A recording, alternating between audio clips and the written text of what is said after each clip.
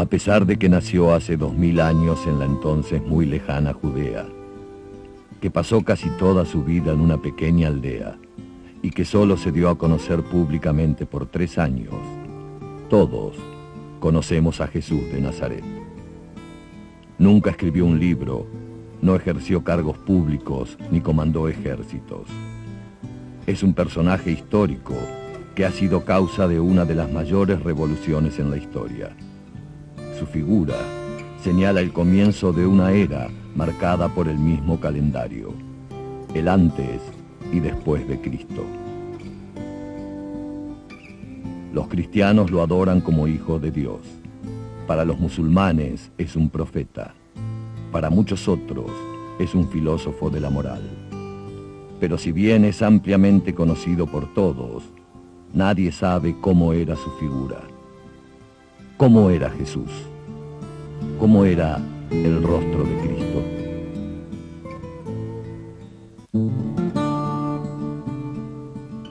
En este programa veremos qué respuesta puede dar hoy la ciencia y otras disciplinas a esta incógnita.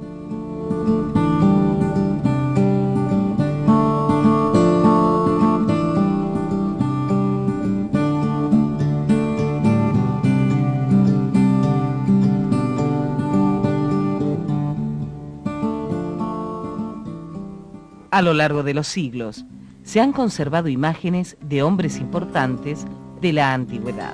Los vemos en bustos de mármol, grabados en cerámica, monedas y pinturas. Pero entonces, ¿por qué no existen imágenes de Jesús?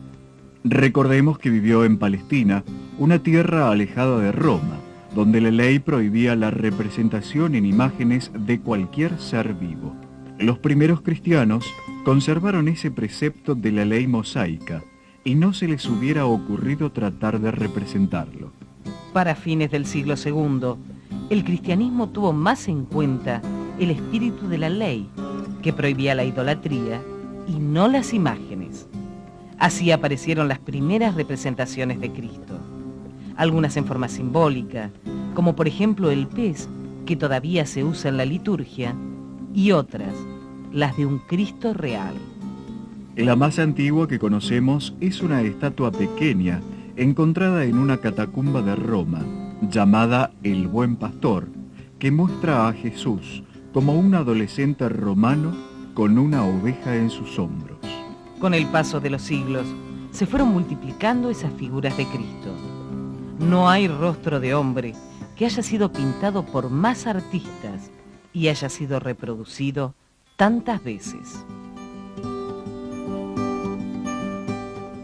En el siglo VI, en Medio Oriente, aparecen los íconos. En la tradición cristiana oriental, un ícono es la representación de personajes o eventos sagrados, pintados en murales, mosaicos o maderas.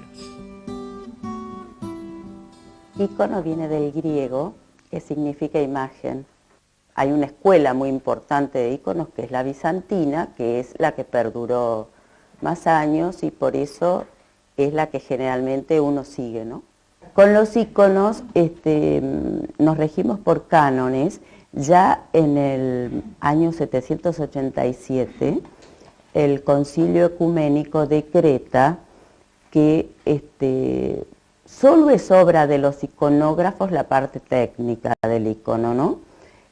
Lo demás está regido por estos cánones que en resumidas cuentas es la tradición a la que nos tenemos que ajustar. Tenemos que movernos dentro de la tradición. Tenemos muy poco espacio para crear. En la tradición clásica bizantina y ortodoxa, la iconografía no es un arte real, sino simbólico. Los que lo definen señalan que un ícono no se pinta, se escribe, con un carácter místico ritual diferente del objetivo cultural de la pintura. La parte de arriba es la más luminosa, porque esto nos indica que la luz viene de lo alto, ¿no es cierto? Los fondos, que generalmente son de oro, también los llamamos luz. En las vestiduras tenemos pequeñas líneas en oro que se llaman asistos. Nos manifiestan, diríamos así, o son para mostrar la transfiguración de la persona por medio de la luz, es decir, del Cristo, de los ángeles, de la Virgen, de los santos. A veces este nimbo sale del arca para significar, ¿no es cierto?, que la figura está, el ícono, el Pantocrátor en este caso, está más allá. La diversidad de rostros de Cristo que vemos en Occidente no se da en Bizancio, donde los íconos, con imágenes de Jesús, guardan una similitud, siguen lo que se ha llamado un imperativo pictórico. El estudio de estos íconos nos lleva a la ciudad de Edesa, capital de Osrogene, en Anatolia.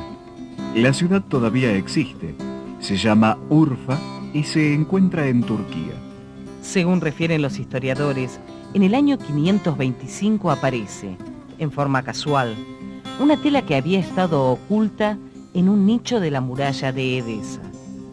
La tela, conocida con el nombre de mandilión, tenía una imagen de Jesucristo que llamaban aqueiropoietos, que quiere decir no hecha por mano de hombre. El mandilión, que era expuesto ante los fieles, mostraba el rostro de Cristo rodeado por un marco de oro y plata. La tradición de la Verónica se refiere a una mujer que, estando en Jerusalén, cuando Jesús iba subiendo al Calvario con la cruz a cuestas, viéndolo cubierto el rostro de sangre, se condolió y se atrevió a aplicarle su pañuelo, su velo, sobre el rostro. Esto no consta en el Evangelio, pero es una tradición piadosa muy vieja. De ahí, muy probablemente, se originan todas esas Verónicas que hay en Europa, que hay muchas, y en distintos lugares. Las hay en Italia, en Alemania, en España. Esas imágenes de Verónica, por lo menos tienen el nombre de la Verónica. Probablemente la imagen que contienen tiene mucho que ver con la sábana de Turín. Algunos historiadores estiman que la sábana con que José de Arimatea envolvió el cuerpo de Jesús al darle sepultura permaneció en Jerusalén en poder de sus discípulos algún tiempo. Después fue llevada a Apelia, en la actual Jordania, previamente a la destrucción de Jerusalén por Tito, en el año 70 después de Cristo. Se la trasladó a Edesa antes de la revuelta judía de los años 131-135 después de Cristo, con la consecuente destrucción total del reino de Israel. En Edesa, el rey Abgar Manú acogió a los cristianos, adoptó su religión, y así fue como Osrogén se convirtió en el primer reino cristiano. En el año 639, Edesa cayó en poder de los persas. El mandilión era tan importante para el emperador de Oriente, Constantino VII, que en el año 943 envió un ejército al mando de su mejor general para rescatarlo de manos del Islam. Lo consiguió sin luchar, mediante una negociación. La ciudad sería respetada. Se le daría a Edesa garantía de inmunidad perpetua de ataque por parte del emperador. Se le concederían 10.000 escudos de plata y se pondría en libertad a 200 muslines de alta alcurnia que retenía el emperador como prisioneros. La única condición era la entrega del mandilión. Fue recibido en Constantinopla con gran esplendor. Era venerado en la Basílica de Santa Sofía, que hoy es una mezquita. Se estableció el 16 de agosto como la fiesta de la traslación de Edesa a Constantinopla. Hay muchos registros que documentan la presencia del mandilión en Constantinopla. Uno de ellos es la visita de Luis VII, rey de Francia, en el momento en que veneró la reliquia. También en su crónica de la Cuarta Cruzada, Robert de Clary cuenta: Cada viernes la síndone era expuesta en toda su longitud, de forma que se podía contemplar en ella la impronta del cuerpo, por delante y por detrás, como si estuviera de pie. Pero nadie sabe qué ha sido de la tela después que fue saqueada la ciudad.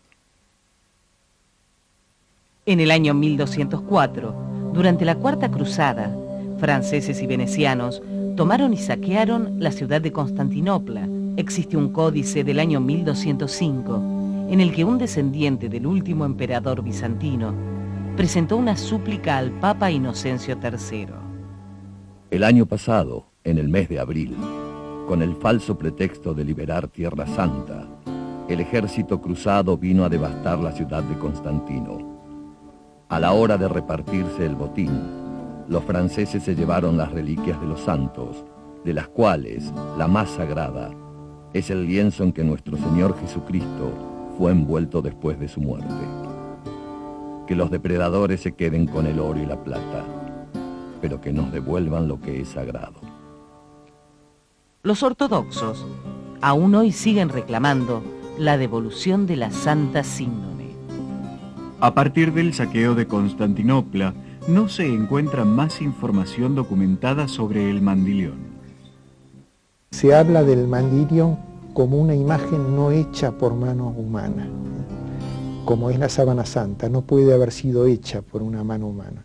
No obstante, los científicos no lo aseguran en este momento y en los últimos congresos han pedido que se profundice en la investigación del mandilión, para ver si es realmente el auténtico, la misma sábana santa. En 1356 aparece en Liry, una pequeña ciudad de Francia, una tela que se presenta como la mortaja de Jesucristo. Se la llama Le Saint-Suaire, el Santo Sudario. No se sabe exactamente cómo llega a manos de Geoffroy de Charny, quien sin explicaciones la entrega para su cuidado a los canónigos de Liry. Si nos remontamos al año 1205, el francés Othon de la Roche, con sus cruzados, ocupó la ciudad de Atenas. Fue el primero que entró en los palacios e iglesias de Blackern, en Constantinopla, donde sabemos se veneraba el mandilión. Othon era el tatarabuelo de Ana de Vergy, la esposa de Geoffroy de Charny.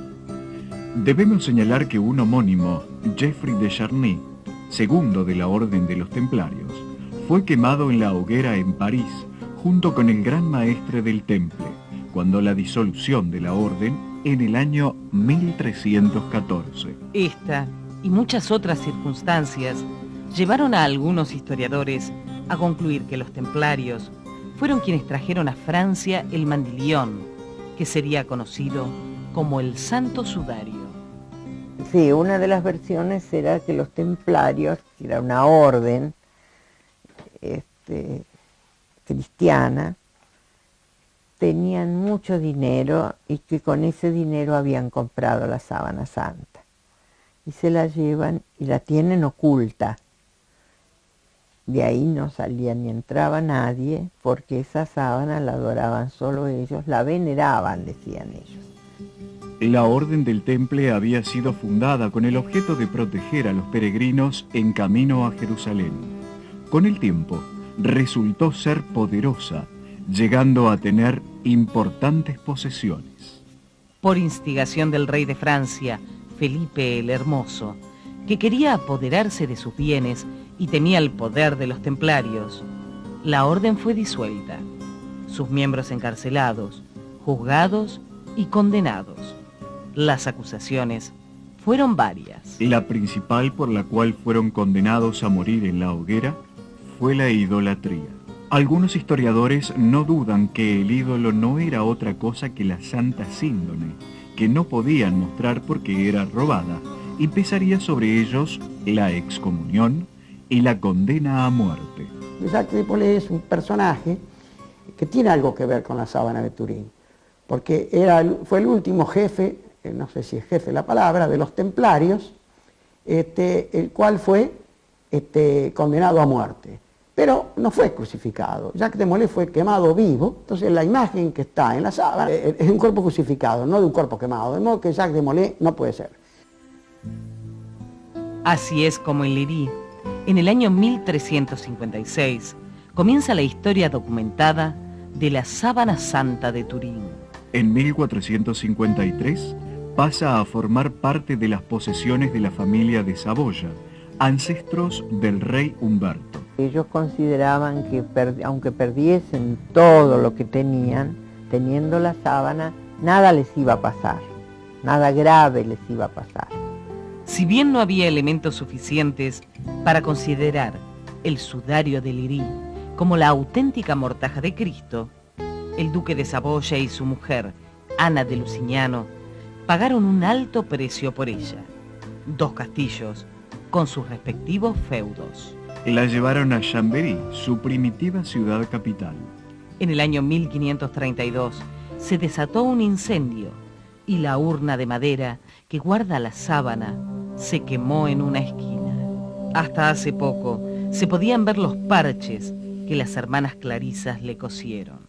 Estos parches, junto con la tela que la protegía, fueron retirados en los meses de junio y julio de 2002, al realizarse una restauración de la Sábana Santa, hecho que muchos sindonologistas han criticado.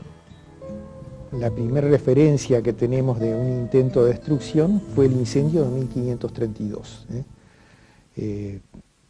aparentemente provocado, se cree, por calvinistas, en épocas en que vivía Calvino todavía, ¿no es cierto? Era muy reciente el calvinismo. Ha habido otros incendios, por ejemplo en el año 1974, que se extinguió por falta de oxígeno, no llegó a ser tan importante como fue el que hubo en los últimos años. En 1997 fue un incendio que destruyó por completo la capilla de Guarini, donde estaba conservada la Sábana Santa. Cuando los Saboya heredaron el Piamonte, cambiaron de capital y llevaron a Turín la Sábana Santa. En 1694 la colocaron en la Basílica de San Juan, donde el arquitecto Guarino Guarini le construyó una magnífica capilla. San Carlos Borromeo había hecho una promesa de que si cesaba una peste, o cuando cesara la peste que asolaba Milán, él iba a ir caminando a venerar la sábana a Chambéry, donde estaba. Naturalmente era invierno y en esa época tenía que ir caminando. Entonces el duque de Saboya aprovechó la oportunidad para acortarle la peregrinación al futuro San Carlos Borromeo y llevó la sábana a Turín para acortar la mitad del camino. Cuando la sábana llegó a Turín, nunca más la regresaron a Chambéry. Si bien en el mandilión solo se veía el rostro y en la Sábana Santa la imagen es de cuerpo entero, minuciosos estudios realizados a la sábana muestran claramente que ésta estuvo plegada de diversas maneras, en partes, en 4, en 8 y en 12.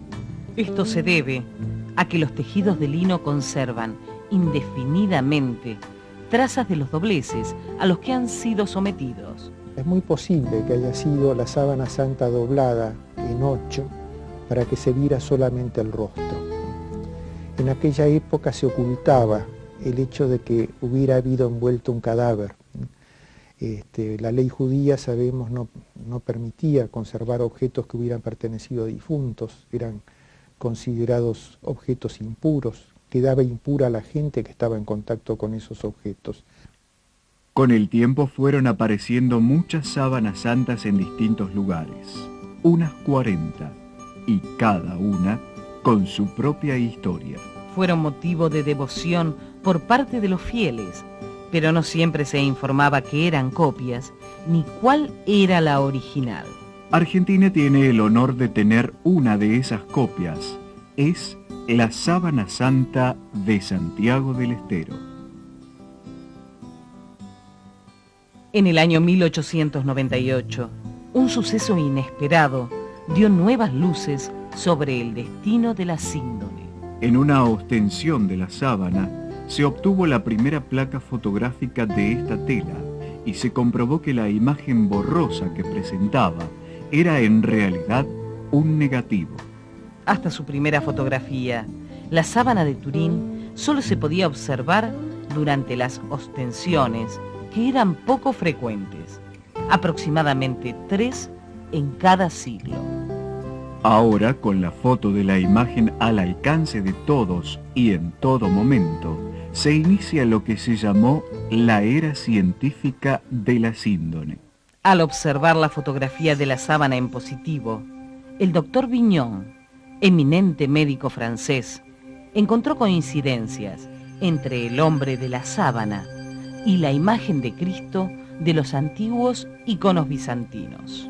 Señaló 15 anomalías que se los llama signos de Vignon, y son los siguientes: raya surcando la frente, Un cuadrado incompleto, de 3 lados, entre las cejas. una marca en forma de V corta debajo de ese cuadrado, dentro del cuadrado una segunda V corta, Ceja izquierda muy acentuada. pómulo derecho hinchado, Mejilla izquierda hinchada. orificio de la nariz derecho hinchado, Una línea vertical entre el tabique nasal y el labio superior. línea gruesa debajo del labio inferior, Zona sin pelo entre parte izquierda del labio inferior y barba. barba partida en 2, Raya transversal en el cuello. ojos muy acentuados como los de un búho, 2 pequeños mechones de cabello en la frente.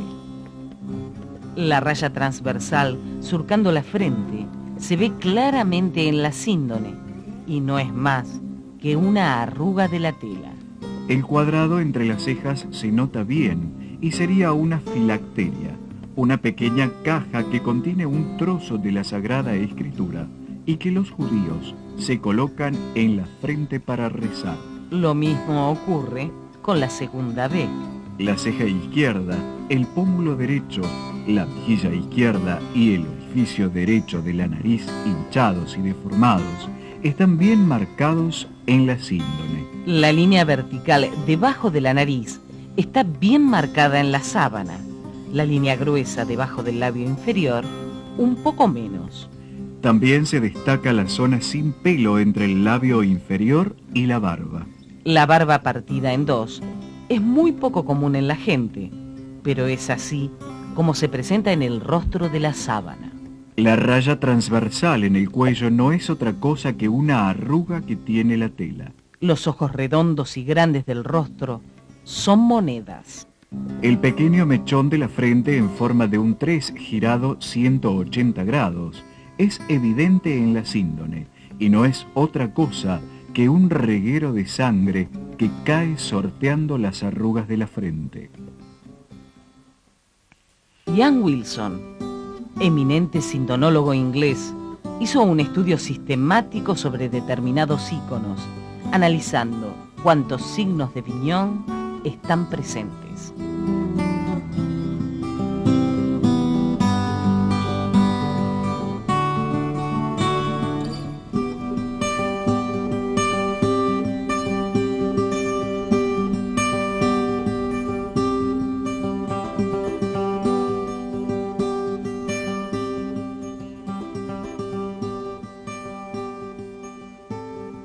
Esta congruencia de anomalías entre la síndone y los íconos podría demostrar que estos tienen su origen en la propia sábana santa y que el mandilión, que sirvió de modelo para estos íconos y que desapareció después de la Cuarta Cruzada, es la misma síndone.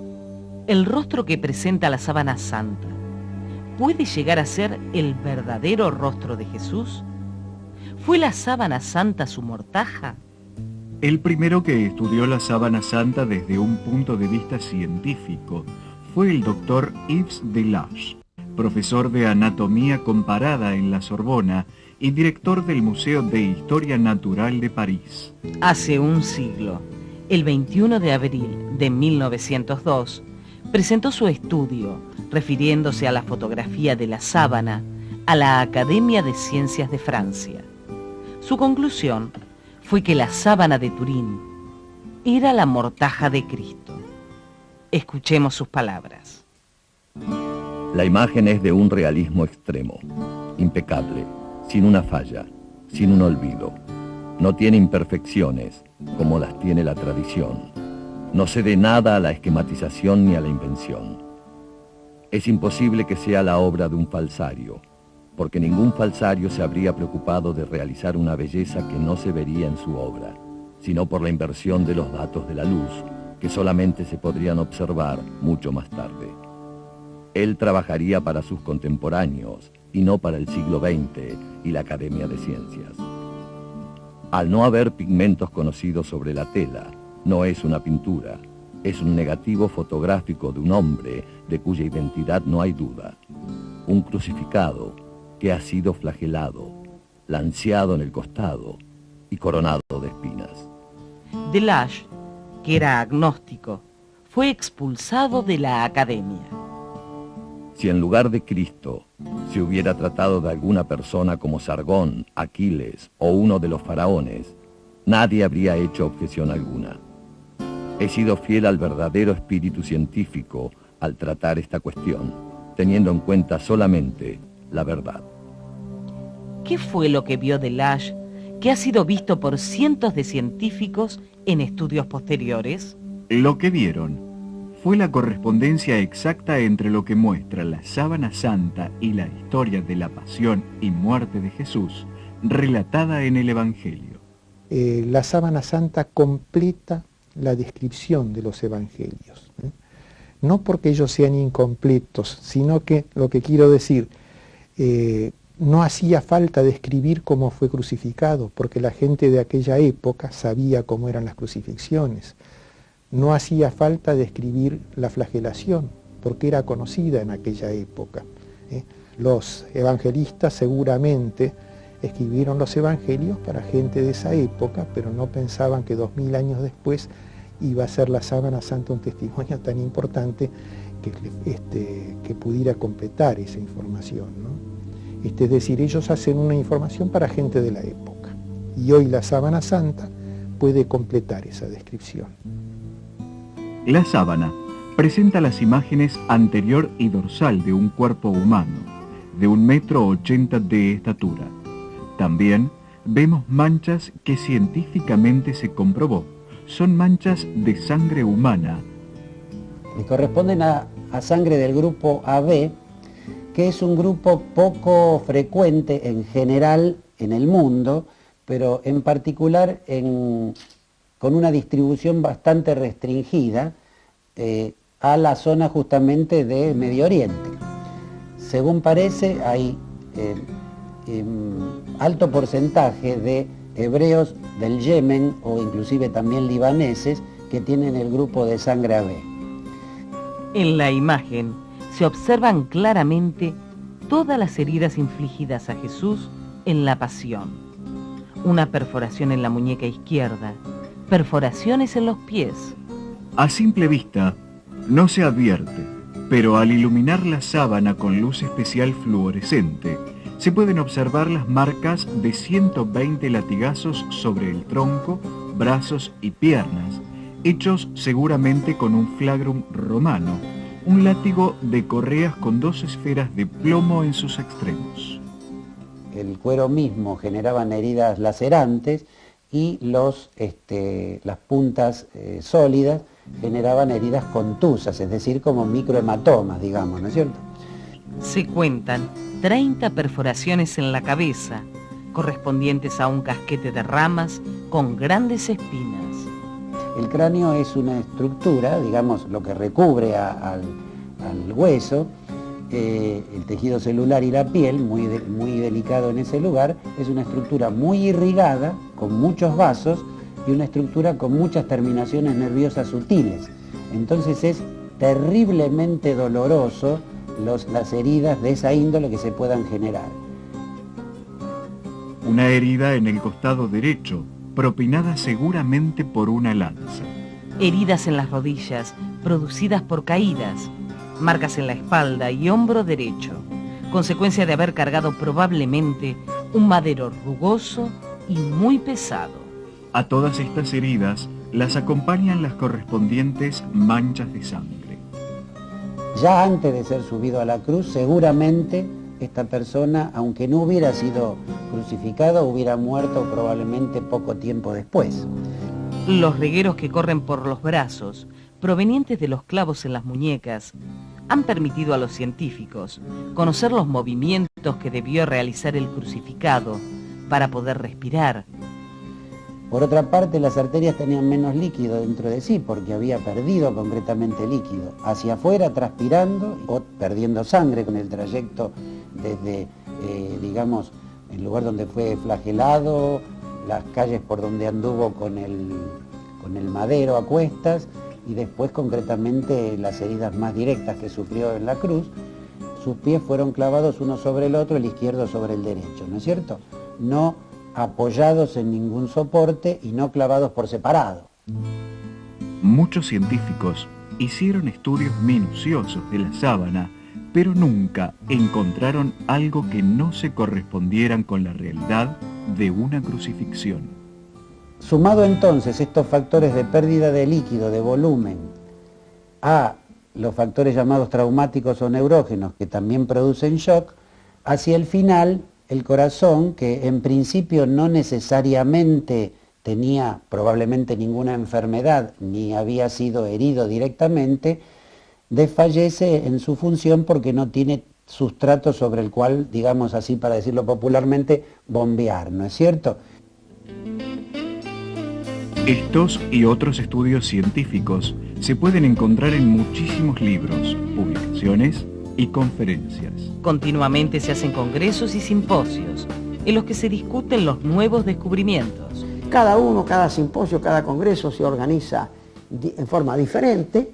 En general se exponen trabajos inéditos sobre el tema de la sábana y también en todo lo que concierne a ella. Hay sociedades de sindonologistas en todo el mundo que tienen como objetivo el estudio de la sábana santa y muchos sitios exclusivos en Internet que tratan el tema. No hay objeto arqueológico en el mundo que haya sido y siga siendo más estudiado que la sábana. El profesor de Lash había afirmado que la ciencia algún día podría explicar cómo se formó la imagen.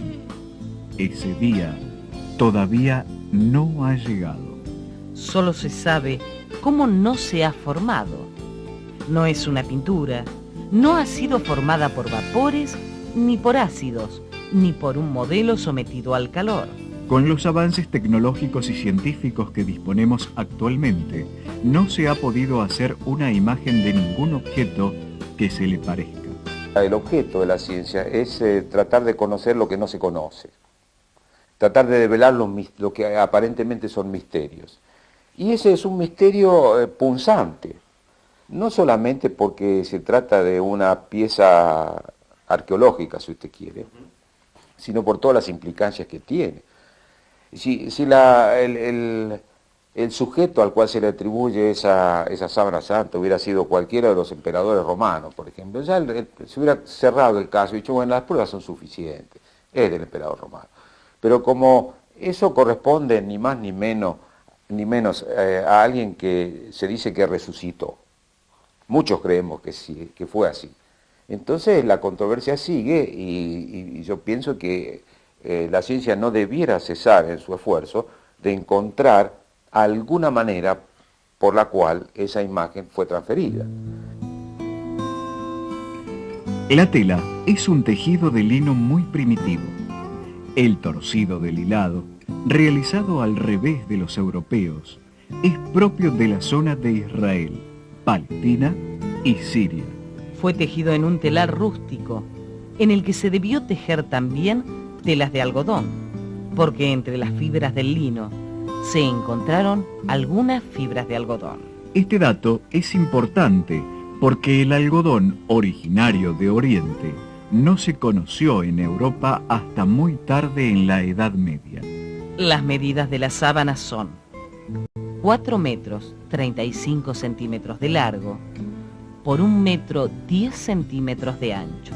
Al estudiarse las medidas usadas en Judea en el siglo I, se comprueba que las dimensiones con que se confeccionó la síndone fueron de 8 por 2 cúbits, antiguos codos hebreos. Cabe destacar que en la restauración realizada en el año 2002, la tela ha sido estirada para eliminar arrugas y se ha alargado unos 4 centímetros, aunque no se sabe si volverá a encogerse. Es una tela de primerísima calidad que ha durado ya 2000 años. En el caso de la sábana santa, en los textos en griego, se nos habla de que el cuerpo estaba envuelto en una sábana, no en vendas. Y sin embargo el Evangelio que hoy leemos nos habla de vendas tiradas por el suelo. La doctora Rebecca Jackson, una autoridad en antigua cultura hebrea, señaló que si la síndone es la mortaja de Cristo, es posible que este lienzo perteneciera al templo. Según los evangelios, José de Arimatea le pidió a Pilato le entregara el cuerpo de Jesús. Compró una sábana y lo envolvió en ella. Como José era miembro del Sanedrín, es posible que mandara a buscar el lienzo al depósito de vestiduras del templo, destinadas al sumo sacerdote. La síndone reúne las características de la capa que ordena el Antiguo Testamento para el sumo sacerdote. Un manto de lino blanco, sin mangas, que debía cubrir el cuerpo por delante y por detrás. Se debía ceñir con un cinturón de igual tela. Es posible que este cinturón fuera la banda lateral, cortada y vuelta a coser de la síndone. José de Arimatea dispuso usar esa tela como mortaja de Jesús, porque para él, Jesús era el sumo sacerdote.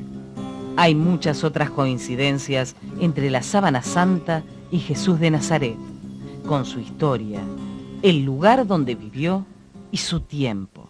Los gránulos de polen son el componente masculino de las flores. Son microscópicos, tienen una doble capa protectora que los hacen prácticamente indestructibles. Cada especie vegetal tiene un polen determinado y diferente. Se adhieren a las telas y difícilmente se sueltan. De modo que al analizar con los métodos adecuados una tela, se puede saber con exactitud con qué plantas estuvo en contacto, especialmente si estuvo expuesta en épocas de floración. El inventor de esta ciencia, llamada palinología, fue el profesor de criminología suizo, Dr. Max Frey Sulzer. Él personalmente investigó los distintos tipos de polen de la síndone. El resultado fue que había 58 clases de polen, 17 correspondientes a plantas de Francia e Italia, lugares donde la síndone fue en muchas oportunidades desplegada. Según Frey, hay una única región donde se desarrollan simultáneamente especies que producen 38 de los tipos de polen que encontró en la síndone. Y esa zona es la región de Judea. 2 de los tipos de polen restantes corresponden a plantas de la meseta de Anatolia, donde se ubica Edesa, y el tercero es de una especie característica de Constantinopla, hoy Estambul. Entre los granos de polen que encuentra Max Frey, encuentra algunas especies que existían en la época de Jesucristo y que están extinguidas. Esos granos de polen se encuentran, las muestras para poder comparar con las que hay en la sábana santa, en estratos sedimentarios de la época de Jesucristo. La conclusión de Max Frey es terminante. La sábana santa fue desplegada en Tierra Santa en el siglo I.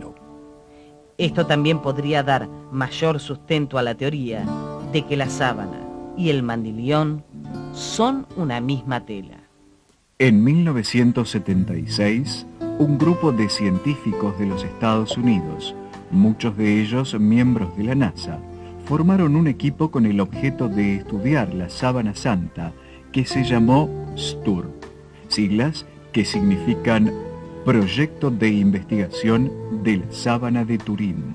4 de sus miembros, Jackson, Jumper, Mottern y Stevenson, descubrieron configuraciones similares a botones sobre los ojos del hombre de la sábana. Sugirieron que podían ser monedas. A través de los complejos estudios realizados, se pudo determinar que los discos de 15 milímetros de diámetro tendrían 1 milímetro de espesor y un peso de 1,5 gramos. Estos podrían corresponder a monedas de bronce de baja denominación. Comenzó una investigación numismática que condujo a una pequeña moneda de bronce llamada leptón, acuñada por Poncio Pilato como procurador romano de Judea. Ahora, bueno, sí, macanudo, pero esto complica más la cosa, porque la radiación, vea, se registró señal del pelo, de la piel, de la moneda. Es decir, que cuerpos inertes, metálicos, o elementos formados por química del carbono, como sea la piel, el cabello, eso, dieron señal para imprimir la tela. Y la señal es del mismo tipo. Es muy difícil, muy difícil. En los catálogos numismáticos y en las monedas encontradas, iguales a las de la síndone, se observa que en el reverso consta el año de acuñación, año 16º del imperio de Tiberio, es decir, los años 29, 30 después de Cristo de nuestro calendario. Uno de los investigadores hurgó en una biblioteca y encontró en un Jewish Quarterly Review, que es una publicación judía de 1890 y pico, una descripción acerca de que se ponía sobre los cadáveres o monedas o fragmentos de cerámico antes de conducirlos a su lugar de descanso, para que el muerto no supiera a dónde lo llevaban. Y esta costumbre perduró más o menos hasta los años 70 de nuestra era. A partir de entonces más o menos se dejó de usar. La imagen de estas monedas de tan baja denominación en los ojos del hombre de la sábana fijarían lugar y tiempo. Jerusalén, siglo I. En el año 1988 se sometió a la sábana a una datación mediante el método del carbono 14. El análisis fue realizado por 3 prestigiosos laboratorios y el resultado publicado fue que la tela había sido tejida en la Edad Media, entre los años 1260 y 1390. Según este análisis, la síndone no podía ser la sábana sepulcral de Cristo, contradiciendo otros estudios que aseguraban que la sábana es del siglo I. ¿Cómo es la datación del carbono 14? ¿Cuáles son sus implicancias y sus limitaciones? El átomo de carbono es uno de los elementos constituyentes de las moléculas que forman las células de la materia viviente. El núcleo del átomo de carbono contiene 6 protones y 6 neutrones y se lo llama carbono 12. El carbono 14 tiene 8 neutrones en lugar de 6 y tiene la particularidad de que se desintegra por radioactividad formando nitrógeno 14. Esta transformación es muy lenta. Para que el contenido de carbono 14 se reduzca a la mitad, deben pasar entre 5.730 a 5.760 años. En el dióxido de carbono que contiene el aire, hay un 98,89% de carbono 12, un 1,11% de carbono 13 y solamente una parte en 1 billón de carbono 14. Esta ínfima parte permite calcular el tiempo de existencia de cualquier sustancia que haya tenido vida. Es decir, su ciclo de transferencia con la atmósfera terminó cuando la planta se cortó, cuando la madera se cortó, cuando el fósil se enterró, digamos así. Entonces viene el proceso de decaimiento del carbono. ¿Me explico? Y si usted compara cuánto le queda, cuánto hay con respecto a la atmósfera siempre mantiene más o menos el mismo nivel de carbono 14, pero la muestra no, porque en la muestra parte del carbono pasó a nitrógeno y no pudo restituir el equilibrio que había en la atmósfera, porque se desvinculó del proceso de intercambio con la atmósfera. Midiendo el contenido residual de carbono 14 de cualquier sustancia que haya tenido vida, se puede calcular su antigüedad. Por ejemplo, la de una tela de lino, que es el caso de la síndone. No se podía disponer de la cantidad de muestra necesaria para hacerlo por el método clásico, es decir, quemando una cantidad importante. Cuando se logró poder hacerlo con unos pocos hilos, o con una cantidad de muestra muy pequeña, entonces se dio a 3 laboratorios diferentes. Por otro lado, se debe considerar la muestra en sí misma, ya que es necesario que la pieza a analizar no haya sufrido ninguna alteración a través del tiempo por agentes que hayan podido modificar la cantidad de carbono 14 que contenía. Hay muchos casos conocidos realizados según este método, donde se cometieron groseros errores de datación. Entre los más clásicos, podríamos nombrar una piel de mamut, con una edad verificada de 5.600 años, que fue datada en 26.000 años. Rocas del Terciario y del Precámbrico resultaron 7 veces más antiguas que la Tierra, y una foca recién muerta acusó con el carbono 14 la edad de 1.300 años. El método no deja, pese a errores, de ser un extraordinario instrumento al servicio de la ciencia, pero sus resultados deben usarse con prudencia. Especialistas de la materia lo sintetizan así. Cuando las dataciones con carbono 14 son discordantes con otros datos, raramente son publicadas. El director del Museo Británico, el Dr. Michael Tait, coordinador de los estudios del carbono 14, reconoció públicamente que él nunca había dicho que la sábana fuera un fraude. Todo esto hizo que la datación hecha con este método perdiera credibilidad y que muchos la hayan calificado de nula. De todas maneras, este método es un verdadero logro de la ciencia. Su inventor, el Dr. Willard Libby, mereció por este descubrimiento el Premio Nobel de Química de 1969.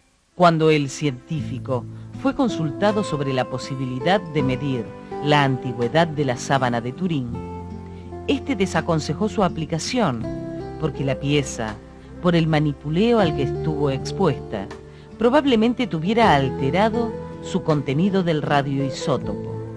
Algunos científicos observaron que algunas alteraciones sufridas por la tela en su larga historia podrían haber hecho variar su contenido de carbono 14 y, en consecuencia, la datación podría ser errónea. El incendio de la sábana de 1532 en Chambéry podría haber modificado la proporción de carbono 14. La temperatura llegó a fundir la plata de la caja y algunas gotas del metal derretido cayeron sobre la tela plegada, atravesándola y produciendo las quemaduras que hasta ahora estuvieron tapadas por la característica doble línea de parches. El humo, producto de la combustión de la madera y seda mezclado con el vapor del agua que se usó para apagar el incendio, podrían haber incorporado nuevo carbono 14 a la sábana, falseando así su datación. En el año 1996, el doctor Dmitry Kuznetsov, bioquímico, ganador del Premio Lenin de Ciencias, realizó un experimento estudiando las causas que pudieron falsear la datación.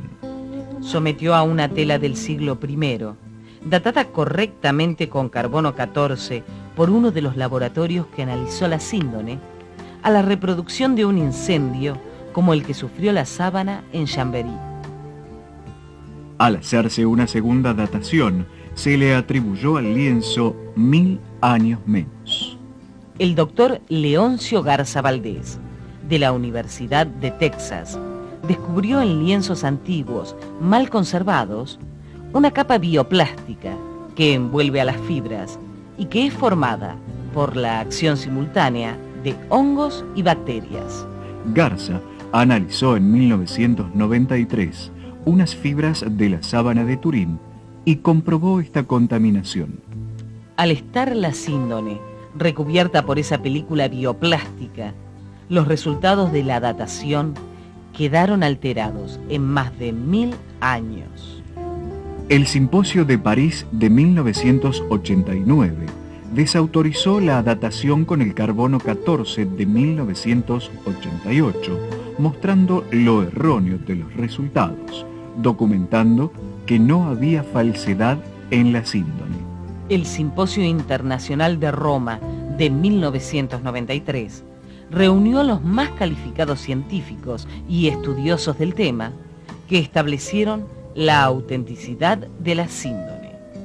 Como dijo uno de ellos: una falsificación implica un falsificador, un motivo y una técnica. La sábana existe y la imagen que contiene requiere a alguien o algo que la haya generado. Un pintor o artista no pudo ser el generador. Vamos a repasar las dificultades que hubiera tenido ese falsificador que hubiera querido hacer la sábana.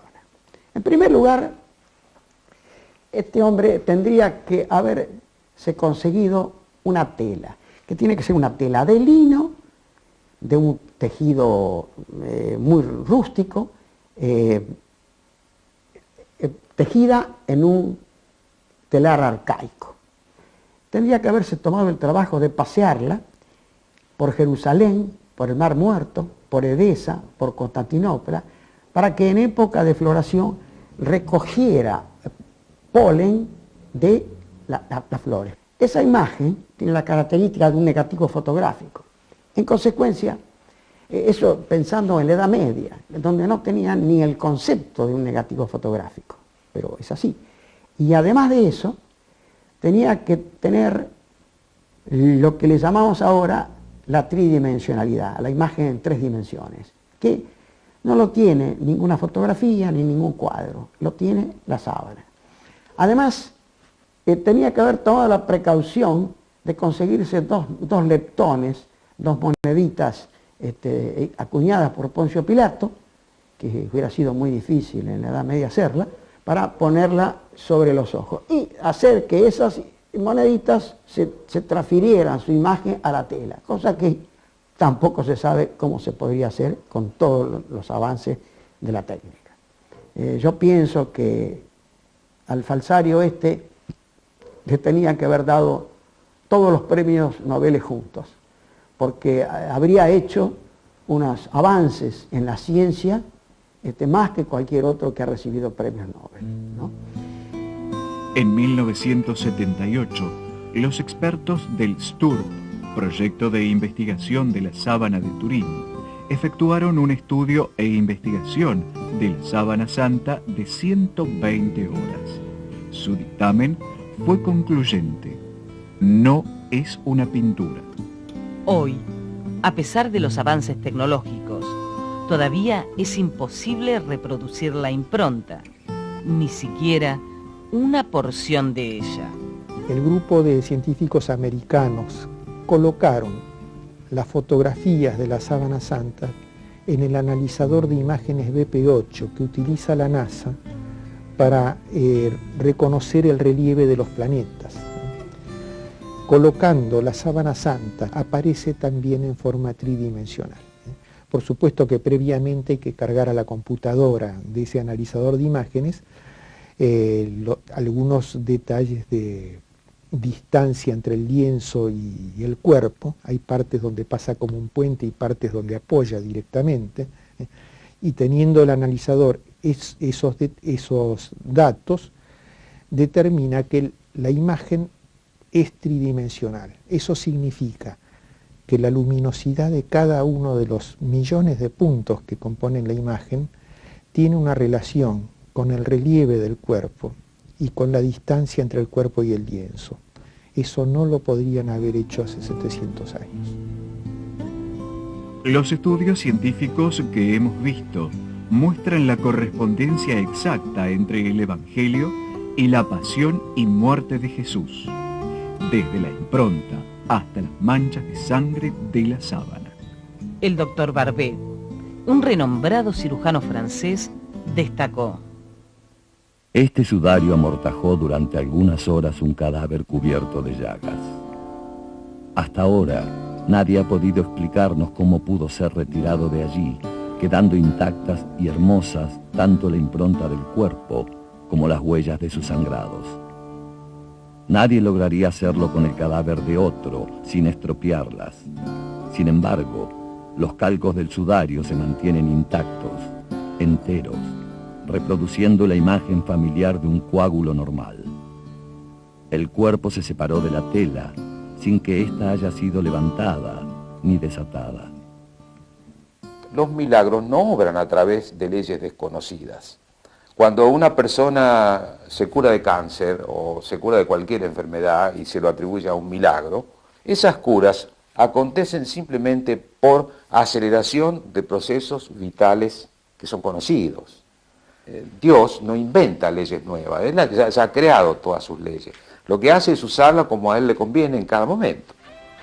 Esa imagen borrosa y confusa que los hombres vieron durante 19 siglos, ahora, mediante nuevas técnicas, la podemos ver nítida y definida. En esta pintura vemos el rostro de Cristo realizado por el pintor armenio Agenian, usando la sábana como modelo. No se conoce ningún otro lienzo funerario en la historia de la humanidad en que hayan quedado grabadas las imágenes de esta forma. De modo que yo no tengo duda, esta la ha querido dejar Jesucristo para ayudar a mucha gente que como Santo Tomás tiene dificultades de fe. Cada vez son más las personas convencidas de que la síndone es el lienzo que envolvió el cuerpo de Cristo cuando fue sepultado. El que quiera probar que no es, bueno, que se siente acá y empiece a exponer pruebas, porque realmente no las hemos encontrado. No hay nada que pueda negar la posibilidad de que efectivamente lo sea. El hombre puede o no creer. Como dijo el Papa Juan Pablo II, lo que realmente cuenta para los creyentes es que la sábana santa es espejo del Evangelio. Todo hombre sensible se siente interiormente tocado y conmovido al contemplarlo.